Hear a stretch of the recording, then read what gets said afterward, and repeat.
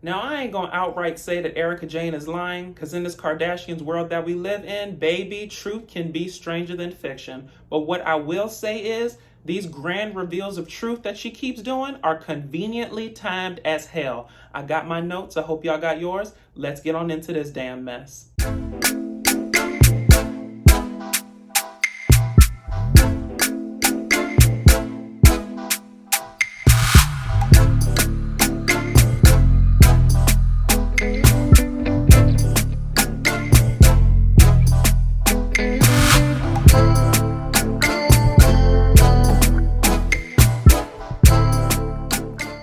So the ladies is down to Kathy's house doing a spa day, and Erika decides to get some stuff off her chest. So apparently Tom's house was burglarized and her son rolled his car 6 times in the process. So let's just first lay out the facts as they've been told to us so we can make sure that we on the same page. All right, y'all? So Erika say that Tom's house was burglarized. Tom was home, okay? And in the process of it being burglarized, Tom decided to confront the ne'er-do-weller and in some way got hurt by the burglar or somebody, or in the process of it, maybe his Alzheimer's kicked in. I don't know, okay? Erika's son, who's a police officer, came to help. And either in the process of him coming down or going back to Pasadena, he rolled his car 5 or 6 times, okay? Now, I have heard a lot of stories in my day, okay? And I've told a few as well. Unpopular opinion, but I am actually going to believe Erika Jayne is telling the truth, okay? And let me tell you why. Lies, the best told lies usually have a thread of truth to them. That's what makes them make sense, okay? But the second rule of the liation of the situation is that you can't involve a whole bunch of people to unravel your lie and make it not make sense no more. Okay, so let's just count all the people that's involved in this story. So you got Tom, you got the burglar, you got the police that responded, you got the fire, EMT, and medical crews, you got the nurse down to the hospital that attended to him, you got Erika's son who came to help, you got the people on the side of the highway that came to aid him when his car rolled 5 or 6 times. There are too many people in this damn story that can refute her story to make it not be true, okay? So this is why I am inclined to believe her, because baby, if you are telling a lie, this one is going to get unraveled quick and in a hurry, okay? So let me say that. So I believe her. Whether or not the whole story is true, that's up for debate. But listen, I believe that some of those things did happen. Now on to my second point. And I created a name for it, y'all. I just feel that Erika's conveniently timed grand revealings of truth, they just seem like they're sprinkled out in order to gain some sort of sympathy, to play on people's heartstrings, to play on people's intelligence. I actually called it drama vomit and shock value. She seems to hold on to these nuggets, and then at the point of time where, you know, her story has taken a lull, or people ain't believing it, or people questioning too much, okay, she just decides to just spray all these details out there. And let me tell you what it does, baby. It brings your brain to a halting stop, okay? So if you think about it, mama is brilliant. It brings your brain to such a halting stop that you can't question nothing else after that, okay?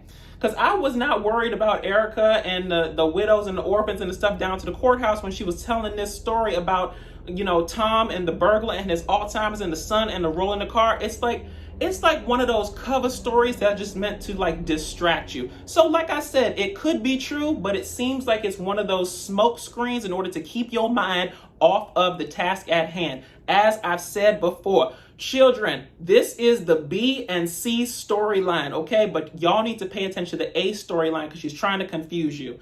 Moving on. Kyle and Dorit host a couples dinner where the husbands and the wives battle over whether Erika is believable.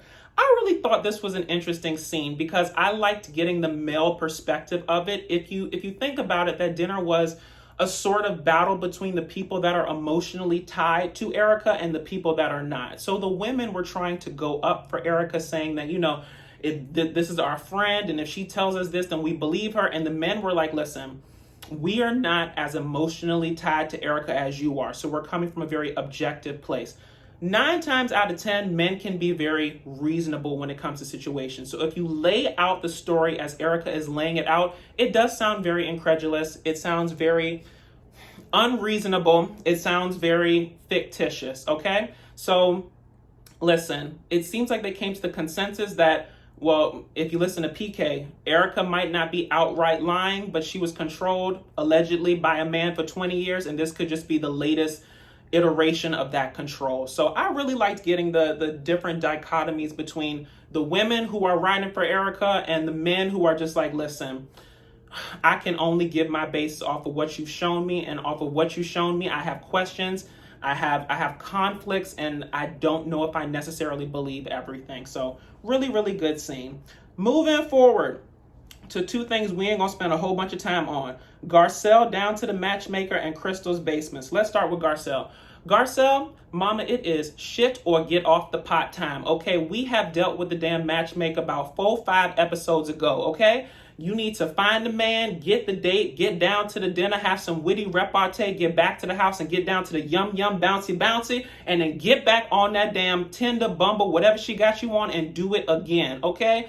Like, this is like a failure to launch situation. You gonna talk to this damn Matchmaker so long that you ain't gonna get down to the damn men while this season is in flux, okay? So Garcelle, come on, hurry up and get down to the man. Pick a man and go to a date, okay? Because my nerves is bad and I need some love to see on the screen. Moving forward to Crystal's basement. Y'all, I ain't got a whole bunch to say about Crystal's basement. What I will say is that it's a tale of rich people's problems. Listen, if Crystal and her husband have $500,000 to $1 million to spend on their basement, and it makes them happy, then bitch, it can't be that bad, okay?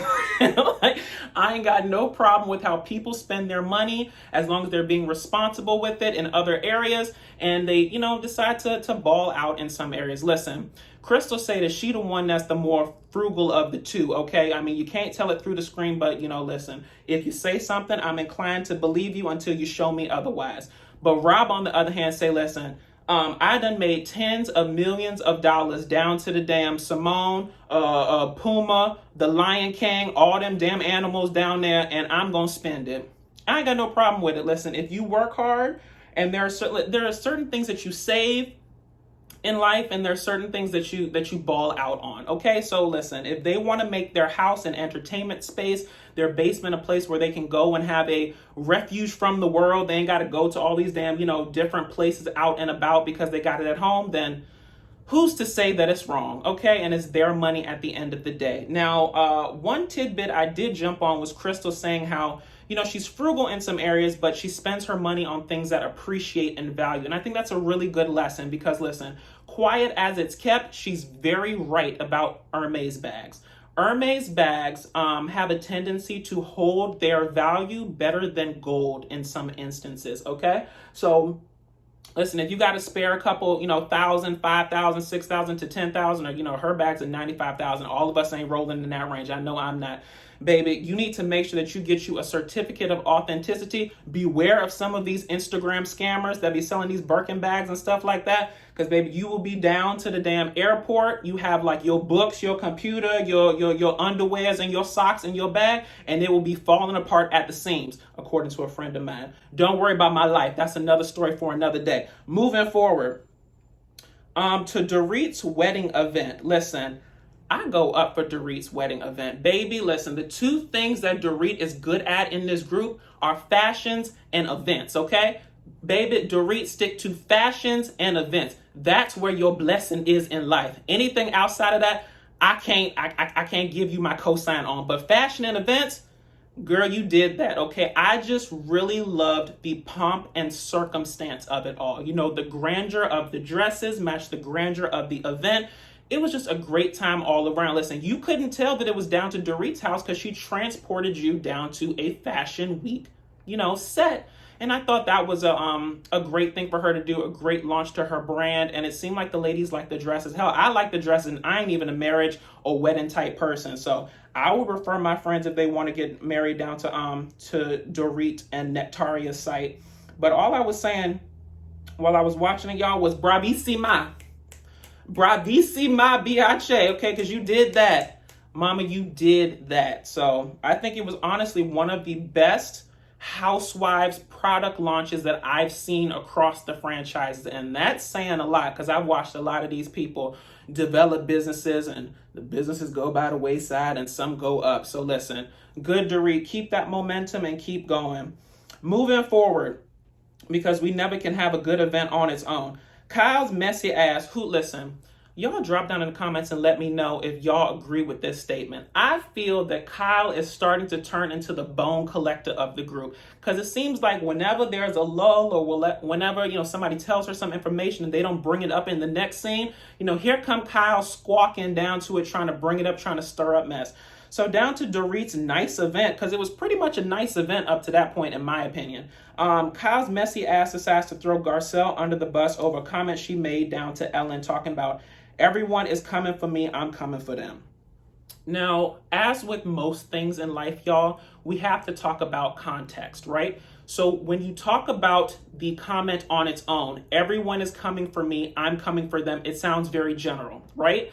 But if you peel that back, the context of it was that it was a couple of days after Rena's lip kit event, okay? And because of that, and because of the argument that she had with Dorit down to the table, she was feeling a certain way, okay? So listen, I'm going to go up for both of them in this scenario. I'm going to go up for Dorit because Dorit told you, Garcelle, that she does not do well with passive aggression. She wants active aggression, okay? So where you messed up down to the interview is that you did not call her out specifically, okay? Because if you called her out specifically, there would have been no questions for it. Let's do a reenactment, y'all. She is down to the interview. The interviewer is saying, tell me how it's going with the girls. Well, it's going really well with most of them. But, one of them I'm just having problems with, up a wall and down the other side. I can't stand Dorit. Full stop, okay? In the interview, there are no misconceptions. There is no confusion. Baby, everyone knows where they stand, that you good with everybody else and you got problems with Dorit, full stop. That is an example of active aggression. And Garcelle, listen, when someone tells you what they need, you have to give it to them. So your only mistake in the situation was not calling Dorit out by name. Because listen, give the people what they want. If Dorit wants active aggression, girl, you give her that active aggression and you back it up. All right? Now, I think that's really all I wanted to say, y'all. So if you liked what I said, please feel free to like, comment, and subscribe. Follow me on YouTube, Instagram, Stereo, and Twitter at DatDamnDasher. And until next time, y'all, just as I said, give the people what they want, okay? Different friends require different things. So if they want it, give it to them. I'll talk to y'all later. Bye.